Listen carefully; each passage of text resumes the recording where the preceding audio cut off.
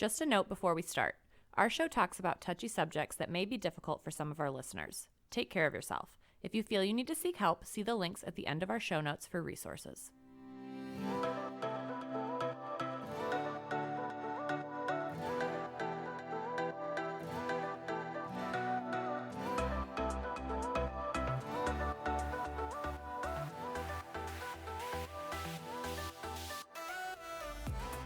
Hey y'all, and welcome to Touchy Subjects Podcast, a podcast that aims to break the silence that tends to come with conversations around domestic and sexual violence.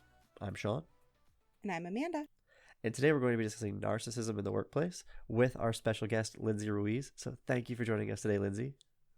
Very excited to be here and have this really important conversation, and hopefully your audience will take a few tips away that can be helpful for them too. Yes, we're super excited for it, especially based on when we met the first time, that just hearing you talk, knowing that this conversation was going to be a really fun one, especially for our listeners. So thank you for joining us. So really quickly, Lindsay, do you want to introduce yourself to our audience? Absolutely. The first thing I'm going to say, because your audience is going to get an accent from me, and I'll try to slow down as I speak, but I'm Venezuelan. I was born and raised in South America, came to the United States 22 years ago. My professional career has evolved from advertising and marketing into operations in the healthcare sector. And lately, I want to say 14 years or so, working in large-scale transformation programs for big companies, basically orchestrating the implementation of either new technologies or new operating models or new big workspace holistic type strategies. And the combination of my years in the workplace have really been one of the puzzle pieces that got me interested in studying and researching and getting acquainted with different dysfunctions in the workplace, to be able to have informed conversations and put tools and practices out there that can help make our organizations a little bit healthier than they sometimes happen to be. As I'm sure many of our listeners are aware, sometimes our workplaces aren't like the super healthiest for us to be. And even if we like our job, if our workplace isn't one that we enjoy being at, it makes it very difficult to want to be there. So, And a big mention to if it's not fun for everyone to be at, because you might be part of like a great little clique at your workplace that you just feel like, oh, well, we just have a great time and whatever, it's fine. If not everybody is joining in on that fun, some people may be, being more quiet about it, but they might be being offended by things that you're saying. They might feel excluded. They might feel picked on. They might feel like they're being targeted for certain things because they're not a part of that little inner circle. So there's a lot of that goes on too that not everybody necessarily recognizes. Absolutely. So, Lindsay, what really led you to want to really have conversations about narcissism in the workplace and make this be one of your focal points? It started in my in my personal life. Some years ago, we're not going to talk about age in this conversation, but some years ago, I had a personal crossroads in my life that led me to investigate behaviors that I was the recipient of and I did not understand. And my own personal curiosity and research to try to understand my circumstances put me in front of what is known as narcissistic abuse. Many years later, I also recognized that this type of dynamic happens at home as the same way it happens in the workplace. I started sort of connecting some dots between my personal experience and my experience as an employee, as a leader, as a practitioner of orchestrating transformations and getting to hear more and more and more experiences from other people being affected by similar circumstances. And when I decided to embark on my doctoral degree, my academic journey at the doctoral level, I wanted to do something meaningful with my dissertation. And since this has been a recurrent theme in my life, in every corner and walk that I've been passing through, my dissertation pretty much was ideal to document some of the learnings and some of the really the information that's already out there that a lot of people don't have access to until the last minute when they start doing their own research because of the same thing, right? They're going through things, they don't know what it is, they go to Google, and then that's when you start learning what the situations are. And I use my dissertation to investigate narcissistic abuse in the workplace, use more reowned methodologies to research it and put names to things and be able to validate that the dynamic actually take place in the organizations as well. And what happens when people go through it, and how do we propagate them, and what keeps them happening, and what can we get rid of them. And yeah, and it was the let's say the conclusion of my learning journey altogether. And now I feel like I have some information that may be helpful for other people, so I'm just excited to share it, and hopefully it'll spark something on others who may be going through the same thing and not know it yet. So I really like how you made those connections between what you experienced in your personal life and then being able to see that happen in your professional life as well. I'm sure that almost every single person who is listening to our podcast has had to deal with somebody who has narcissistic tendencies, whether that's in their personal life or in their professional life at some point. And sometimes if we can notice it in one place, it will help us to notice it better in the other place, because you, like you said, you can catch those patterns, you can catch those things that happen. So while we might not think of it like, oh, it's work and that's just my boss and that's just how things go, we can actually start to recognize those patterns and put a name to it and say, hey, no, this isn't just the way it needs to be because I'm at work. I appreciate making that that connection too, because I say it all the time in my presentations that abusive people aren't like super creative, because they don't have to be, because all abusive people know what works in order to get power over someone else or to exert their dominance or to show the other people that, yeah, I'm more important than you are in this situation. So it's really nice to know that that connection is there for our listeners, because maybe they say like, yeah, my relationship is super great, but what I'm experiencing at work doesn't feel kind of right, and they can still make those connections and stuff. So I want to comment on both of those points of view.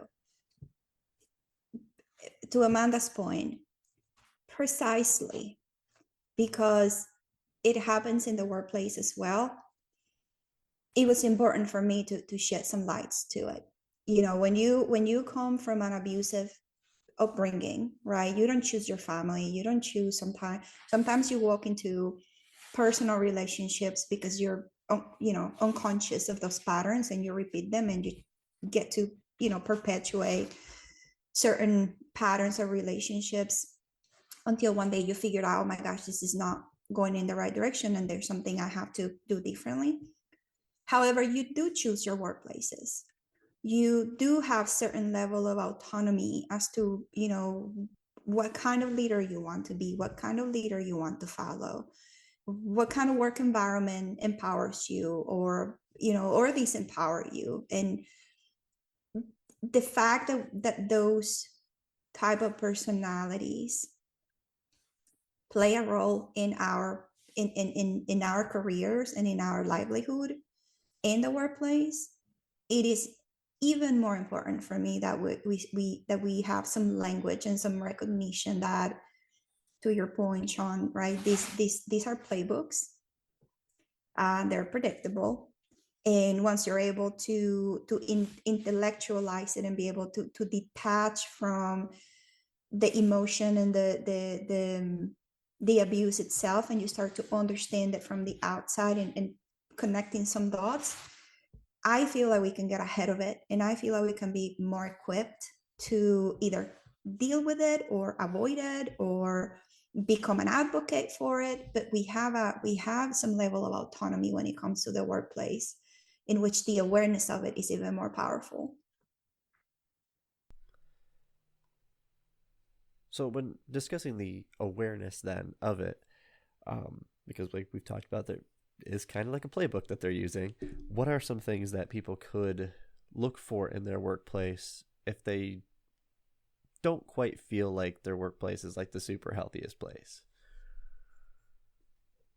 So let's break it down into probably three components. Okay. The first component is the individual, that I typically don't like to put some much attention to it, because there's a lot being written about narcissistic leaders, and typically those conversations don't necessarily make the impact that we want them to make.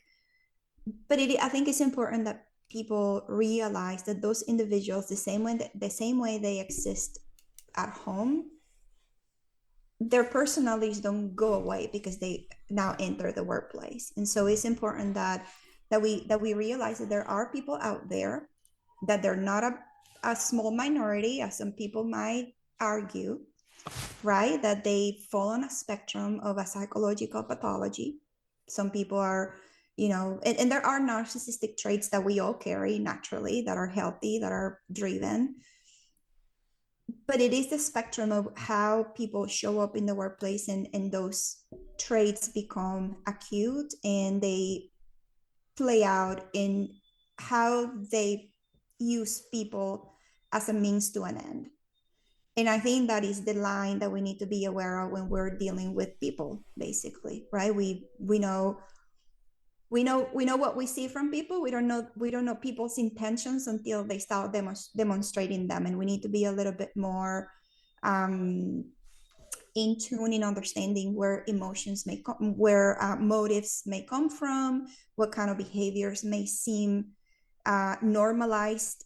However, those are behaviors that hurt other people, or when we see individuals that pretty much are out there for themselves and do whatever it takes to move them up into positions of power and control and visibility, right? And so the individual conversation is important. It's important to understand that there is such a thing as narcissistic personality disorder, which is the most extreme pathology out there, that is part of a very well studied and researched field of psychology, that there are metrics that people with this type of disorder get measured against to determine whether or not they have the disorder and whether or not they need treatment.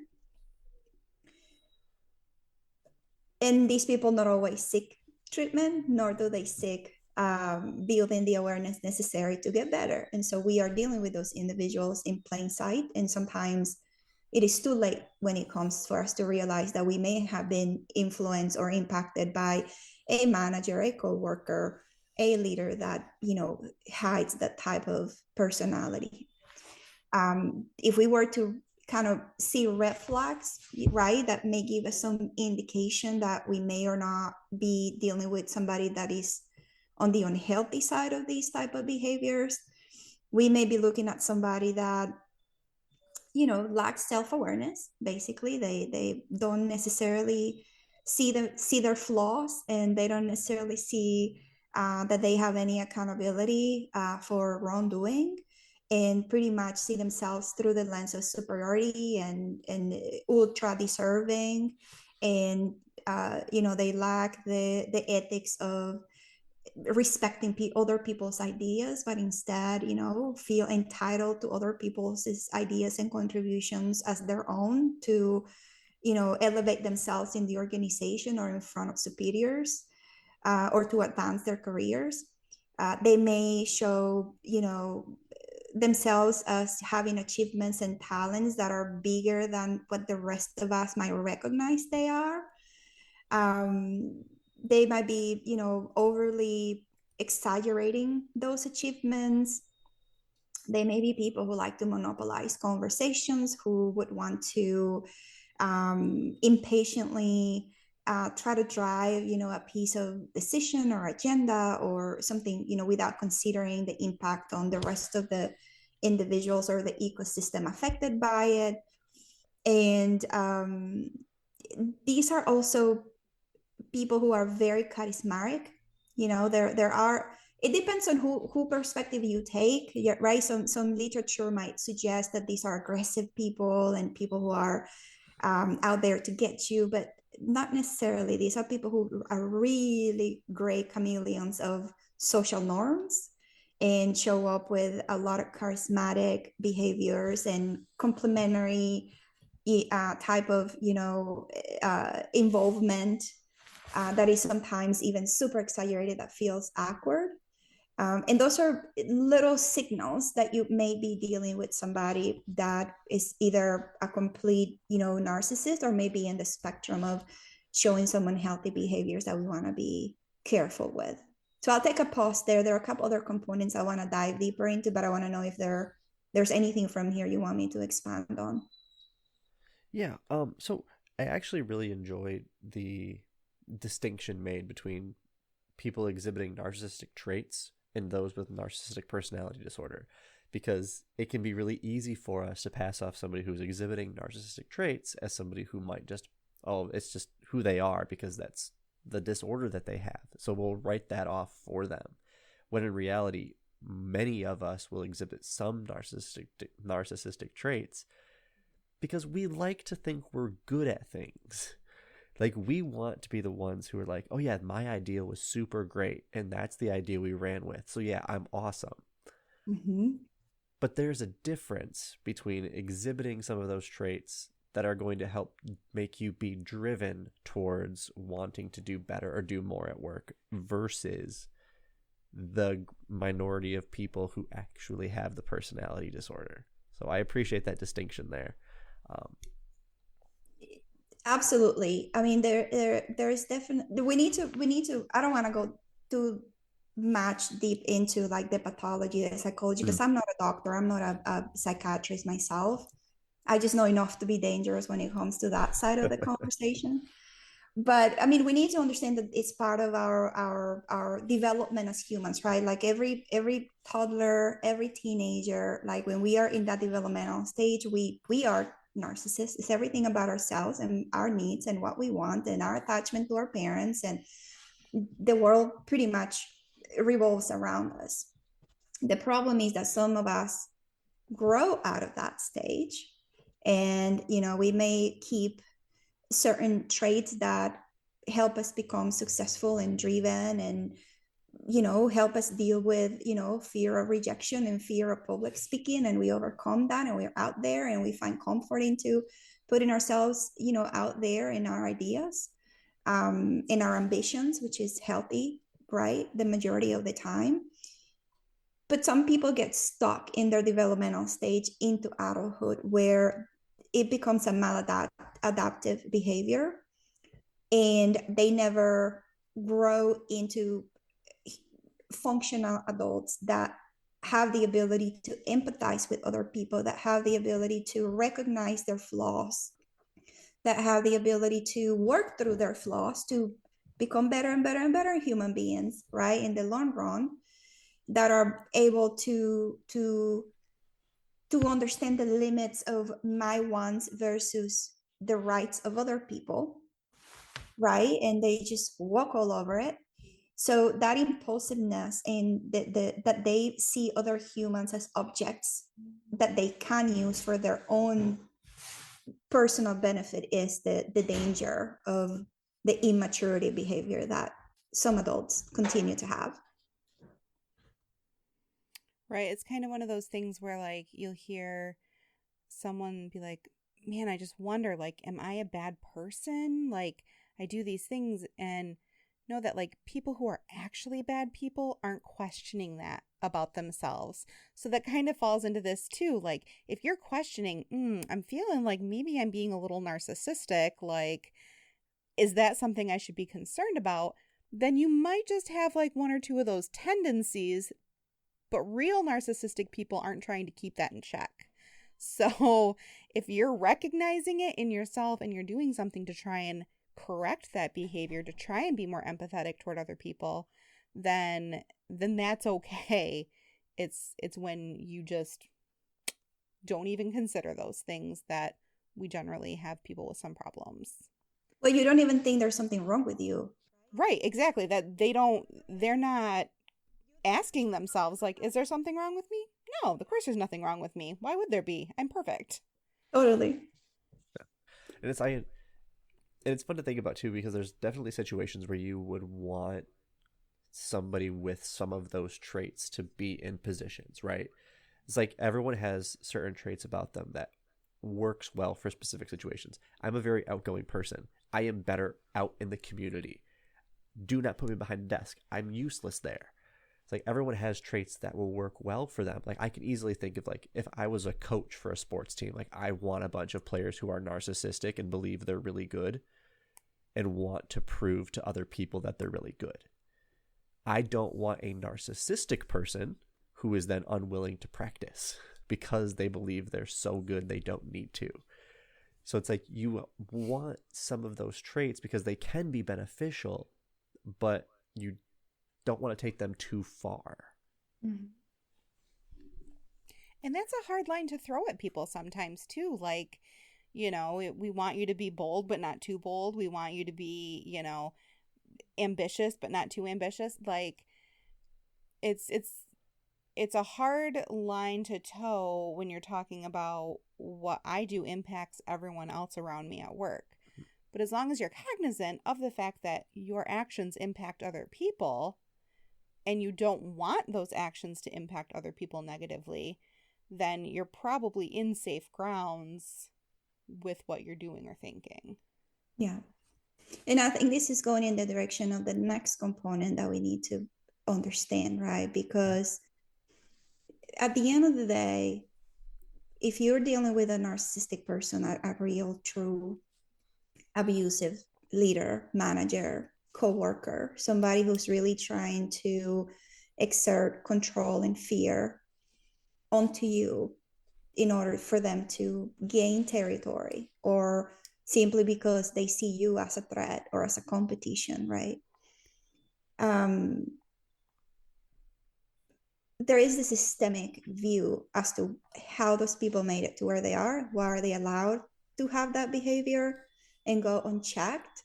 And what can we do as an individual on the recipient side to be aware and deal with those circumstances?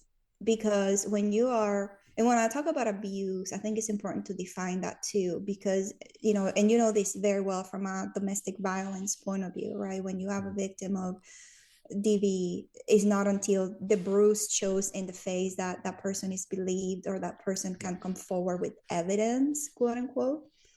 Yep. But in narcissistic abuse, the bruise is invisible. The bruise is emotional, psychological, sometimes physical, in that, it affects your gives you real physical symptoms. It gives you migraines. It turns into some kind of, equivalent symptoms of PTSD in certain cases, right? And we need to as individuals, make sure that we are able to recognize when we are in an abusive situation, even if we don't have a physical bruise on our face, right? These people utilize triangulation. They pit people against each other when we're a part of a team. They use belittling, backhanded, comments that you may sit somewhat in a situation where you knew you were offended and you knew you were, a boundary was crossed in your essential humanity, but it was done in such a subtle way that you can't really point out what was it that he meant to say or she meant to say. It could be, tactics like stonewalling. Maybe somebody that you're trying to have an adult conversation to solve a problem, that person is pretty much giving you the ice rule to not validate your feelings or to gaslight you into thinking that, you know, what you're bringing across from your experience is crazy, is not, is sensitive, is too, you know, unimportant. And so they bring along very sophisticated tactics that are sometimes invisible, and they create these dynamics where, you know, some people call it dog whistling, right? That only you and that person know is happening, but the rest of the environment does not pick up on it. Yeah. And that is a really, really, really dangerous and unhealthy place to be. By the time you recognize you're dealing with somebody with such a profound and pervasive, you know, disorder, that it's applying tactics of abuse onto you, even if it is in the workplace, and even if you don't understand why this person is doing it. That is their defense mechanism. That is the way their brain works, and that's how they know how to survive in the world when they identify a threat. And sometimes that threat might be you, and you may be wondering, why me? If I'm a good person, I just want to do my work, I just want to be, you know, the best, you know, employee I can be. And sometimes that in itself presents a threat for these individuals, because it threatens their competence, and it puts them at risk of being exposed as, you know, fraud, and, you know, people that don't have the talents that they argue they have. Yeah. So as individuals in the dynamic, it's important that we're able to look beyond. There is this thing that I like from a former professor, that he says we have to always educate ourselves to look at the space between the leaves in a tree. Not just focus on the leaves, don't focus on the branches, focus on the space in between, to be able to expand our awareness, our ability to read the room, and our ability to see behaviors and red flags that otherwise could not be caught by the normal eye, you know, and awareness that we typically have. Yeah. And I liked in there, so two things. The one I really like is, like, so talking about the dog whistling, for example, it's one of those behaviors that we'll talk about a lot when it comes to talking about domestic violence. But the example that I give is one that a lot of people can relate to. And it's like, how many of you, when you were a kid, like, did something and your mom gave you that look and you knew you had to stop doing what you were doing? It's like, we recognize, like, that look, that's the look that she has given you multiple times, so you know what follows the look. But that's knowledge between the two of you, because that look's going to look different for your mom, Lindsay, and versus my mom. We understand that messaging. That's that dog whistling. That's that I'm going to give you this, or send you this, or do something, and you know what I mean, but you're the only person in this room that knows what I mean right now.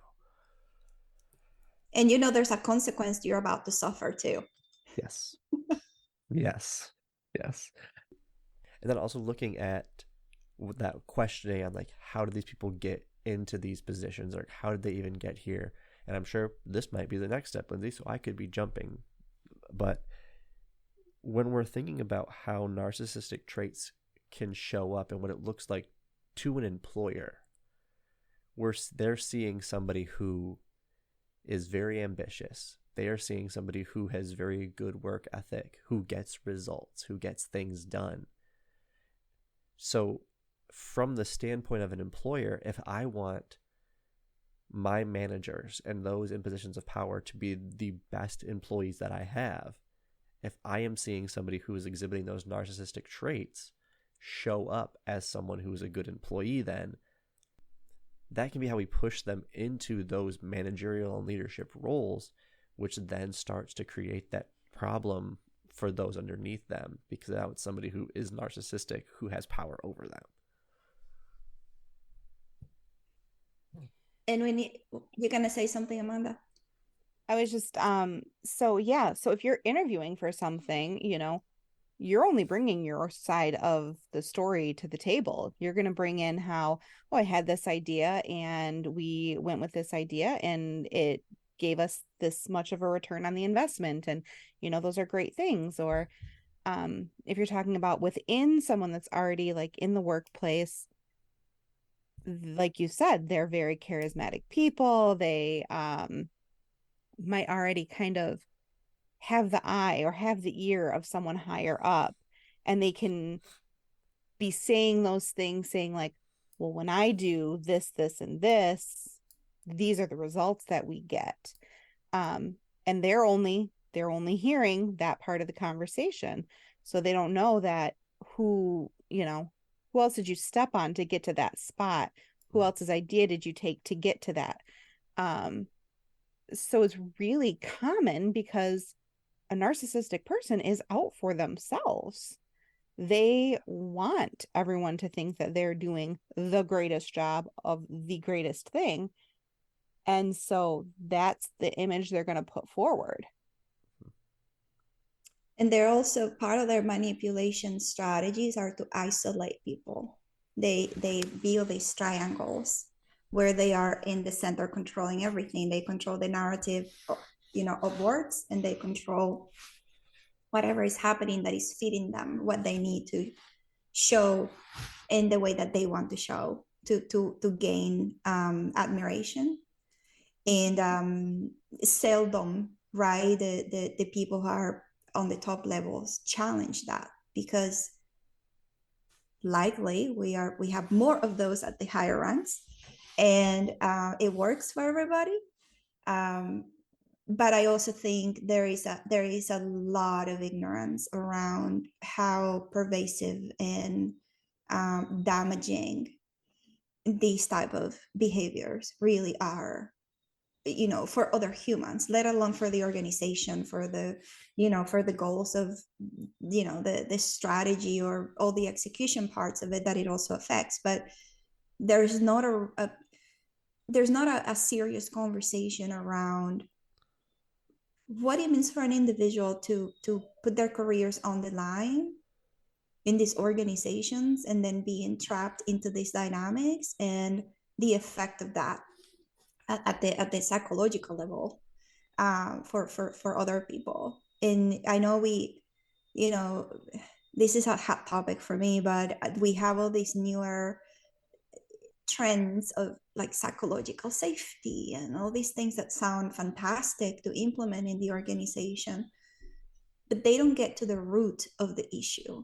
We cannot talk about psychological safety without talking about abuse, in my view. Yeah.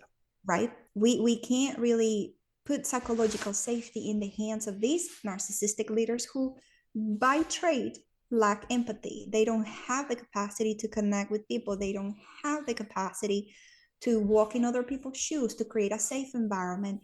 And even if they fake it because they're really good at it, what we're doing is harming those who are potential targets to expose themselves, their vulnerabilities, their stories, their truths in an environment in which that can be used against them naturally. And so, but we don't have the education at the institutional level. We also don't have the courage to sit down and bring people that understands these at a deeper level, to educate us so that we can have practices and norms and really a change of paradigm as to what are we considering good leadership versus not, and how we're all humans at the end of the day. We bring some kind of mental disorder, some kind of trauma, some kind of something we're trying to resolve as a human being into the organization. Nobody is exempt of that. And we still treat organizations as machines, and we still treat organizations as if people are just commodities and objects. And so in itself, a lot of the corporate cultures are very narcissistic by nature. And so it goes normalized and it goes under the rug, because who would want to change that if it's working for the profits? But I get off my soapbox with that. I just always have to bring that up, because when I see all the mainstream on like psychological safety and how we're going to solve the world's problems, the first thing I think about is we need to be very educated when we bring these strategies into the workplace, because we cannot just continue to put band-aids and lip service into these conversations if we really want to see meaningful change happen. Yeah. Well, don't worry about jumping on your soapbox, because we love it. Because it also brings up a good point where when we do a lot of trainings on abuse specifically, one of the points that we bring up is that in order for someone to go through with perpetrating abuse against somebody else or perpetrating violence against somebody else, they have to believe that person is less than them. If they are viewing that person then as an object, they are inherently viewing them as less than. I'm not going to treat my Xbox as an equal to myself because that to me is an object. I'm using that thing to get something out of it. So when you have employers or businesses who are inherently just viewing the people there working for them as cogs in a machine, as a means to an end, they're not going to be able to even recognize that they are being abusive or harmful to their employees because they're not seeing them as equals or as individuals. They're seeing them as just objects to use. So I appreciate... There's no way to argue with that. I mean, we're really scratching the surface with all of these. I mean, this could be like a 5-part series on the issue. but that is the elemental dysfunction. Like we lost the capacity to see each other's humanity, and we have given too much leeway.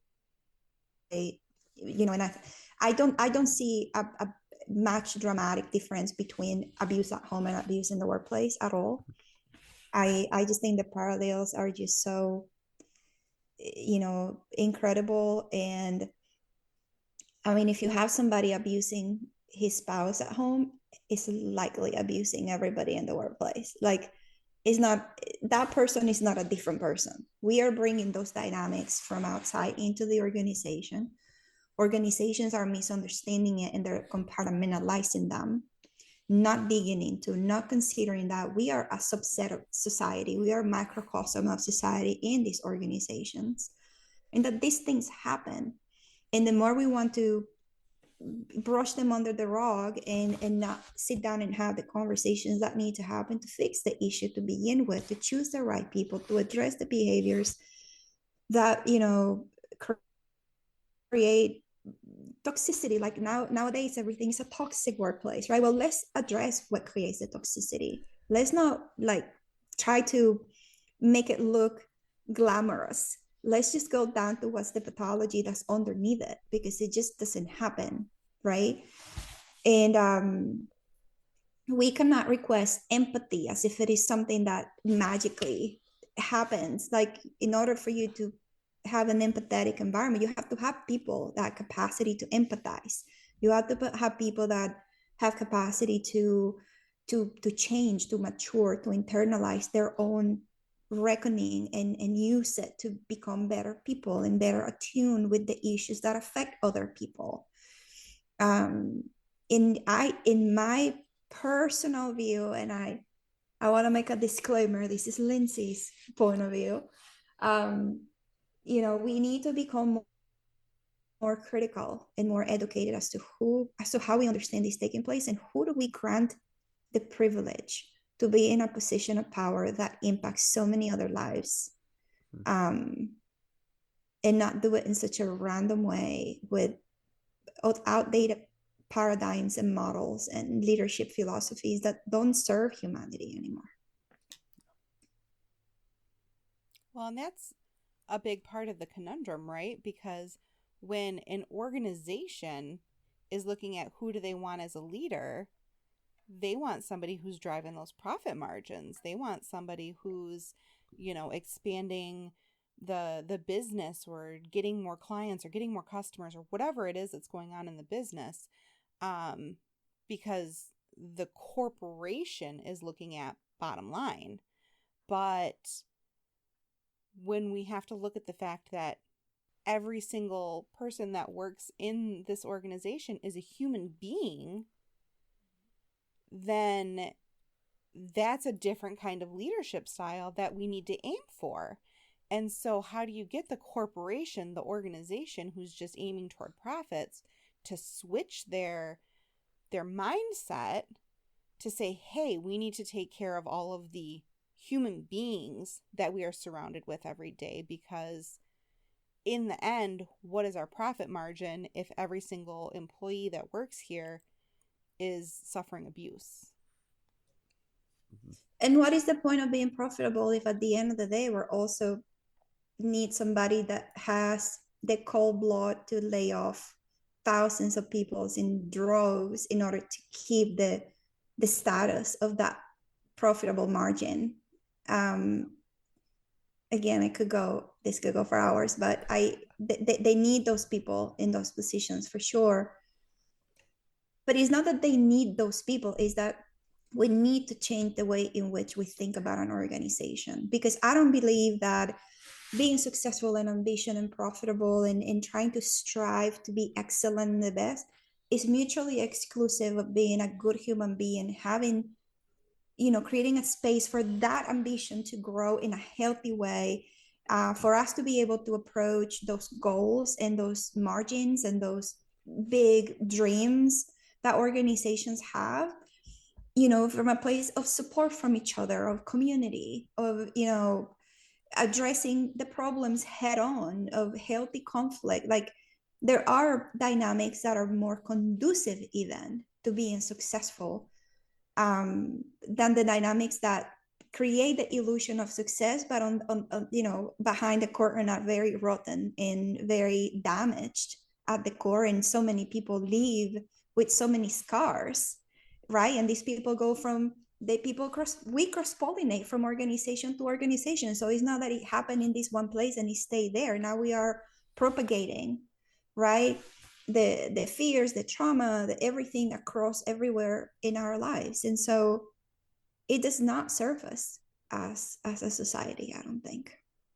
It's always so like baffling to me that an organization would want to like lay off a bunch of people, or would want to make sure that or continue to allow their workplace to be an unhealthy place for their employees to come to, when it just feels like it should be easy to understand that if your employees are happy to be at work, enjoy being at work, and they're not being abused, they're all going to work better.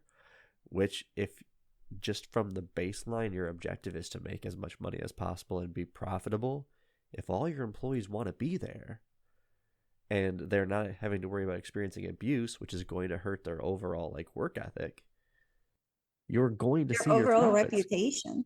Yeah, your profits are going to go up. Your reputation is going to look better. More skilled employees are going to want to work for you. Yet it doesn't change. Yeah, because there is I think there's a shift. I think there is not a shift, a chasm between those who want to maintain control and status quo and those of us who are, in small platforms and big platforms, wanting a change, wanting to bring things back to basic humanity and basic dignity. And that is everything that those people with those dark personalities don't want, because then they become irrelevant and they have to fear they have to face their biggest fears, which is, recognizing that they're not all of that they think they are, and I do think it's that basic, but because we don't have the infrastructures to navigate these issues, we over-engineer them, and then organizations are overly concerned with liabilities and lawsuits and protecting the abusive stuff because it may look bad on the press on us, when it should be as easy as and I don't know what your experience is with victims of domestic violence, but I imagine it's similar. These people just want to be treated right. They just want to be freed up from the trap of being in a circumstance that is, detrimental to their health. They just want to be given the opportunity to thrive, have the same shot everybody else to be successful in life. I don't know anybody that has any traumatic experience that wants to live with that forever. Most of us who have gone through this stuff want to heal and want to grow, want to forget about that, put it behind. None of us is thinking, oh, I'm going to wait to be abused and I'm going to sit here because then I can sue the company. Nobody's doing that. Yeah. And I just think it's such a silly situation when you look at it from that perspective, that could be resolved in such a quick manner if we had the right people, the right perspectives, and the decency to take in this issue and accept that and say, yeah, this stuff happens. It's normal that it happens, and how do we prevent ourselves from falling into that direction so that we can have a thriving organization instead? I don't know if that's overly simplistic, but for me, it's as simple as that. It seems simple enough, at least. Yeah. So, Lindsay, looking at then, we talked about how some of this can pop up into the workplace. So let's say I'm working at a workplace and I might recognize some of these things are present. Some of those unhealthy or narcissistic tendencies are there. What steps can I take then, or could the other employees also take to kind of address these issues? The addressing part is a tricky situation, but I have a couple of thoughts for people to consider, right? Because I mean, it really depends on where you are. Some people feel more equipped to go straight on and address it and call it out and file a complaint, and you know, in the most pervasive cases, becoming a whistleblower and take the weight that comes with that, right? They're depending on the scale of the issue and the abuse and the situation there, the repercussions are more or less. And some people are ready to do that and build the strength to go through the scary parts of it and move forward. And some people are still digesting what is going on, and you know, how does that affect me and my paycheck and the food that I can put at the table, right? But I think first and foremost, if anything, before it happens, or if you think it's happening to you in the workplace, go to your computer or to your phone and start Googling these topics. What I'm sharing here is not my original ideas. These are ideas that are out there for years. It's been probably 10 or 12 years that I came across the first time. And I'm sure many decades before, there are people who have been trying to call attention to these issues, right? So let's do our part in being educated, understanding the basics, understanding what it is, how it presents itself, recognizing whether or not you have been a target of it, right? And start putting some language around what you would need to say if you get to the point where you have to escalate an issue or where you have to make a decision to walk away from the issue. So to me, that's the fundamental part anybody can do, and you don't have to wait until it happens to you. Then if you are in the situation, we need to be mindful that sometimes our institutions are not prepared to deal with these type of complaints in a formal way, right? There are laws, there are policies, there are, you know, parameters, whether we agree with them or not, that establish what is the code of conduct of an organization and what they consider wrong and what they consider right, which you don't have to agree with, because they're not perfect, okay? But if you are going to use the mechanisms within the organization to attempt to address it, to attempt to find a fair, you know, shot at resolving an issue like that, one of the basic strategies you always need to have is documentation. These are not issues that you can just bring up anecdotally. You need to start writing down emails. You need to avoid conversations behind doors with no witnesses. You have to make sure that you have a recollection of things that could indicate, right, that you've been a part of an abusive cycle or an abusive situation at work.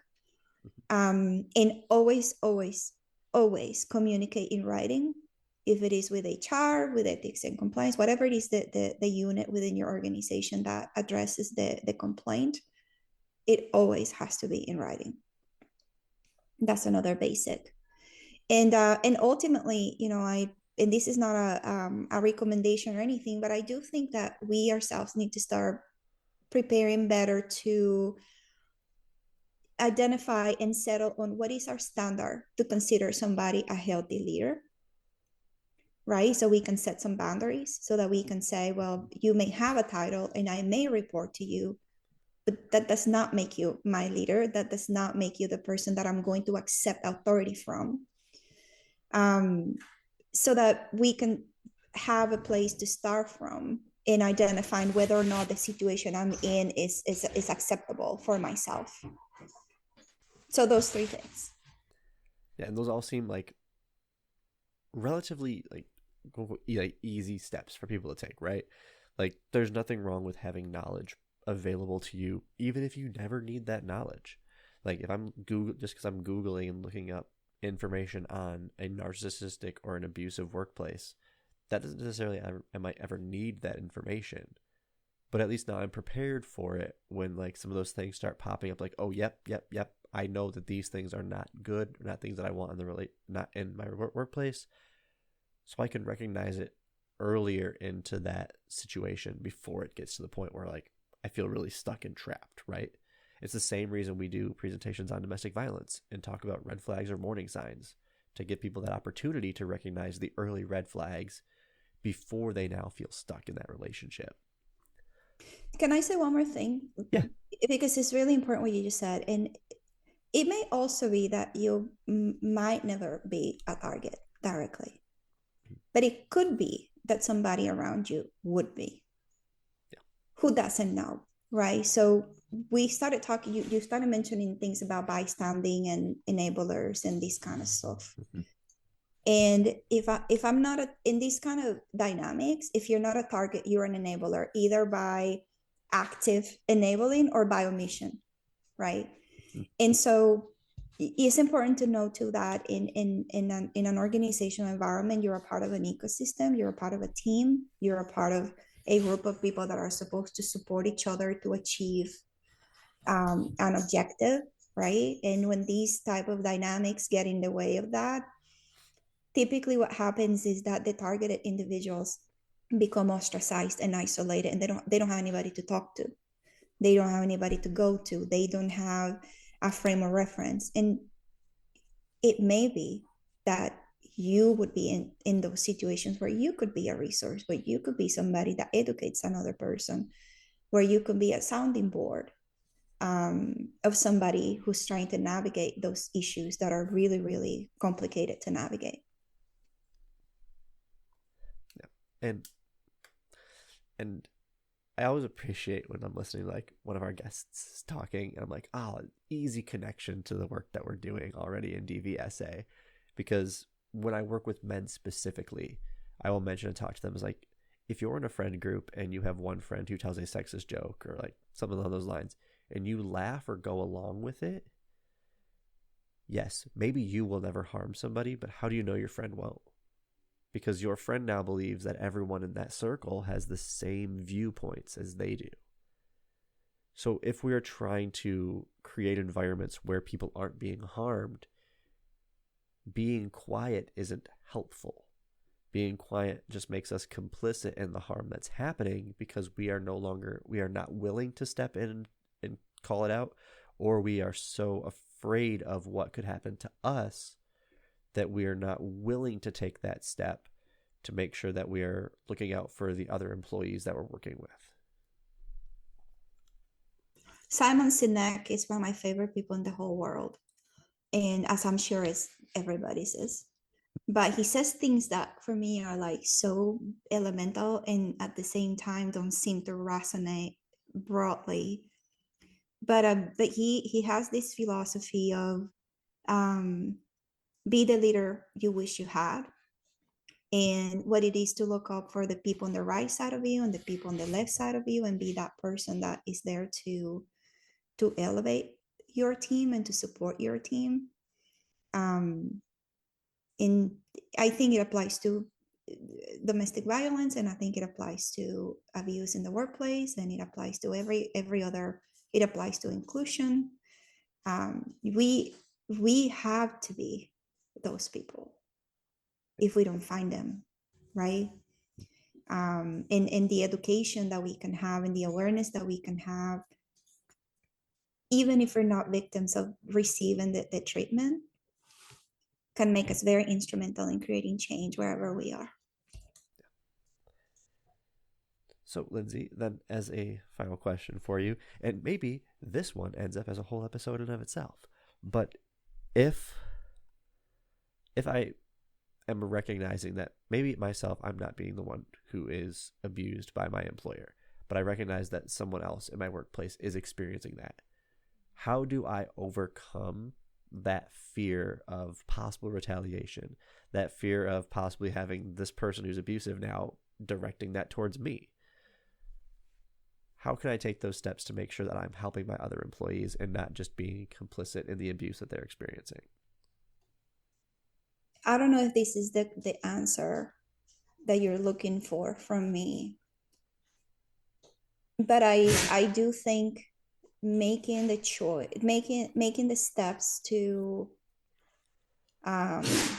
taking on such a big undertake requires a lot of personal integrity.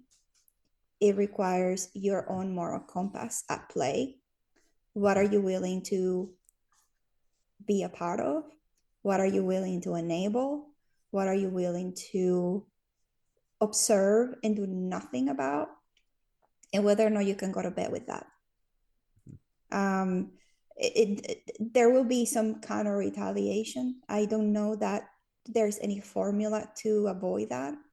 Is either going to come from a formal way of retaliate against you, where the organization may, their immune system may activate, right? And because you were the one who spoke up, right? Everything may become undesirable to you anymore and you decide to leave. It may be that you are in the right place at the right time, and what you do is a heroic action that ignites a deeper, more profound change in your ecosystem, and you took the first step. But there's no guarantees, right? I think it all comes from you. What are your values? What is your integrity? Where's your line? What are you willing to observe and say nothing about? How do you feel? How would you feel at the end of the day going home alone, looking at yourself in the mirror and remembering you sat there, you witnessed it, you knew what was going on, you said nothing. And can you live with yourself with that decision? But it is a very, very personal choice, and it's a very personal risk. And the only thing I know is that if more of us were willing to take the risk, the issue would start to disappear quicker. Because it's not the same that one person comes forward with their lived experience as many people coming forward with creating a newer sense of reality. And really speaking about situations that are happening that are not okay, and that it's okay to say that it's not okay, and demand better conditions to do what you're there to do. Yeah. And I know some people listening might end up with the idea of, well, I rely far too much on my paycheck to be able to take that risk, which is completely understandable. Providing for ourselves and families always comes first. And if you're in that position where you reporting this ends up where you're fearful of the retaliation, where you would lose your job, obviously, please do not put yourself in a position where you are going to harm yourself trying to help others. But if you do feel like you're in a position where if I lose my job, I can find another one, or if I'm good for a while, like I'll be okay if something bad happens to me, or like I'll be able to handle it, you're in the perfect position to be able to help those who might not be able to say anything. And we also know that when one person decides to step up and say something, like you said, Lindsay, more people are going to be willing to step up and say those things as well. Because now they're seeing that the person who has made them so fearful isn't invincible. There are people who are willing to take them down, and there's power in numbers. I agree. I mean, like I said, it's a really personal decision. You have to reckon with yourself, and at the end of the day, know what you can live with, and where you are in that situation. What are your likelihood of taking a step forward, and assume that you did the right thing without expecting outcomes. I mean, it's a complicated place to be. I personally, and I'm not speaking from a place of, theories. I've been in the situation where I've taken the heat for it. I've had to quit jobs because I was outspoken about things. And I've had other experiences where speaking up was absolutely, amazing, and it created the change that we were looking for. And so, but you never know where the curveball is going to come from. It's a matter of what's important to you, what role you want to play.